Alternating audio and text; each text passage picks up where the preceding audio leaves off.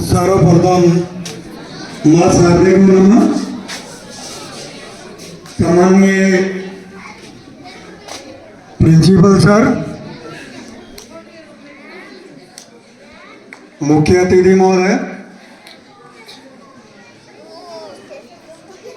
मंचस्थ महानुभाव और प्रिय विद्यार्थियों,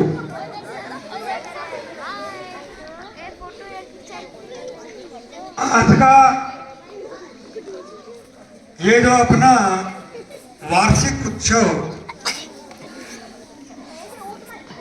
और गणतंत्र दिवस की पूर्व संध्या कार्यक्रम है, इसके बारे में जो मेरे मन में और दिमाग में एक रचना थी, एक चित्र था, उससे दुगुना या तिगुना अच्छा आप लोगों ने प्रस्तुत किया है और सबको प्रभावित किया है। इसके लिए मैं प्रस्तुति देने वाले छात्र छात्राओं को धन्यवाद देता हूं। सर्वप्रथम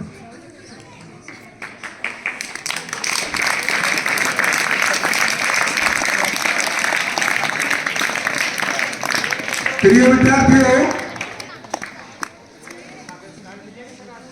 वार्षिक उत्सव हर कोई संस्था या हर कोई डिपार्टमेंट है, उसमें मूल्यांकन के बतौर या उस डिपार्टमेंट में साल भर में क्या आया क्या गया, या एक दुकानदार होता है वो भी अपनी दुकान में साल में एक बार एक आंकड़ा निकालता है कि मेरी दुकान में साल भर में क्या आया क्या गया, मुझे क्या मिला।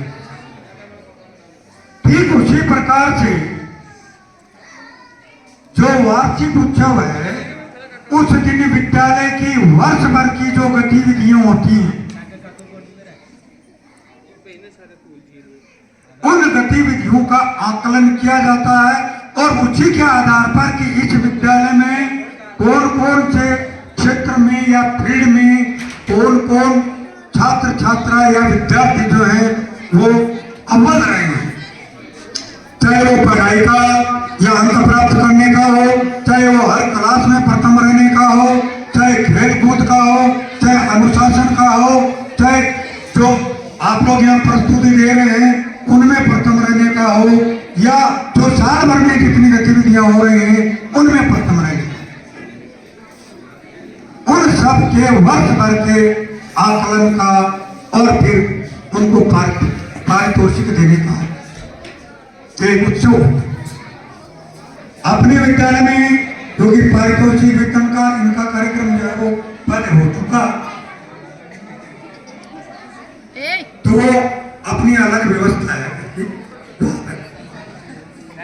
अब मैं चाहूंगा कि आप लोगों ने जो प्रस्तुतियां दे रहे हैं उनमें हर आदमी में एक उत्साह है, एक उमंग है कि मेरी प्रस्तुति जो है वो सर्वश्रेष्ठ है।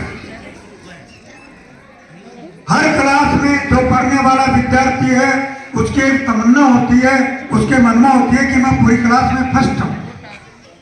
जो खेल को खेलने के लिए जो एक विद्यार्थी जाता है, खिलाड़ी जाता है, उसके मन में होती है कि मैं प्रथम हूं। यानी हर जगह प्रथम आने की होड़ लगी हुई रहती है, सबके रहती है ना, चाहे खेल हो, चाहे पढ़ाई हो, चाहे कोई प्रस्तुति हो या और कोई प्रतियोगिता हो, हर एक के मन में जो है एक ही चीज होती है कि मैं मेरा स्थान पहला है। इसका नाम होता है प्रतिस्पर्धा। तो मैं चाहता हूं कि आपके प्रत्येक विद्यार्थी के मन में ये प्रतिस्पर्धा, जिसको अपन इंग्लिश में कंपटीशन कहते हैं, वो होनी चाहिए कि मैं मेरी क्लास में पढ़ाई में अव्वल हूं। कोई यदि निबंध लिखवाया जा रहा है तो मैं उस निबंध लेखन में प्रथम हूं। यदि कोई खेल खेलने जा रहे हैं तो उसमें मैं प्रथम हूं। यदि कोई प्रस्तुति दी जा रही है तो उसमें मैं प्रथम हूं। तो मैं उम्मीद करता हूं कि हर विद्यार्थी जो किसी भी परीक्षा में, किसी भी प्रतियोगिता में या किसी भी कार्यक्रम में भाग लेता है, वो प्रथम आने का पूरा पूरा प्रयास करे। और यह आपको पता है कि जो प्रयास करते हैं, जो कोशिश करते हैं, उनकी कभी हार नहीं होती है, वो एक दिन जरूर सफल होते हैं। जो प्रयास ही नहीं करेगा, तो कोई प्रयास ही नहीं करेगा, वो मां से तो सफल होगा और मां से खत्म आएगा। एक बार जो आदमी प्रयास करता है वो यदि असफल हो जाता है तो उस असफलता से शिक्षा लेकर के पूरा प्रयास करेगा और वो निश्चित रूप से सफल होगा। और जो प्रयास नहीं करेगा वो तो ऑलरेडी शून्य से गुना है, और आपको पता ही है शून्य से गुना होता तो क्या होता है।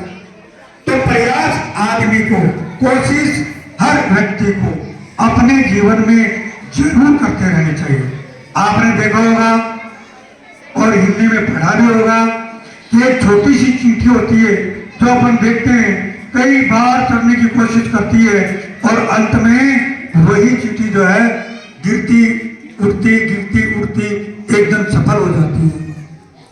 यही आप लोग जो है कई बार आप मोबाइल लगभग लोग देखती चाहे चोरी छुपे लेके किताबों में भी पढ़ते हैं कि एक विद्यार्थी जो था उसने ये प्रयास किया, ऐसे बन रहा, फिर प्रयास किया, फिर ऐसे बन रहा, लेकिन वो प्रयास पर प्रयास करता रहा और एक दिन प्रथम आकर के सफल रहा।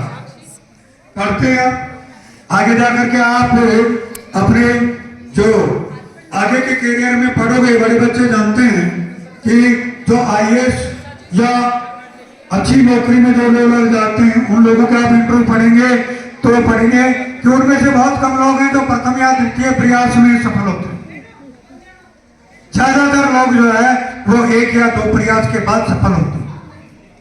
अब आप सोचिए यदि पहले प्रयास में वो सफल हो गए और घर बैठ गए तो क्या कभी वो सफल हो पाते? नहीं हो पाते।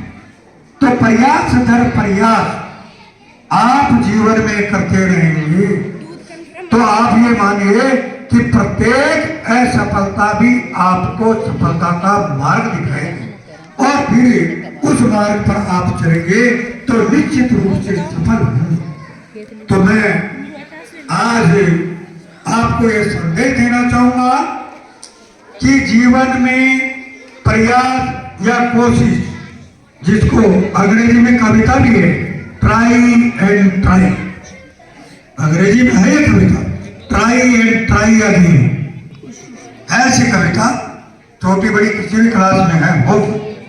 तो वो कविता भी जो है और हिंदी की जो कविता है ना, कोशिश करने वालों की कभी हार नहीं होती।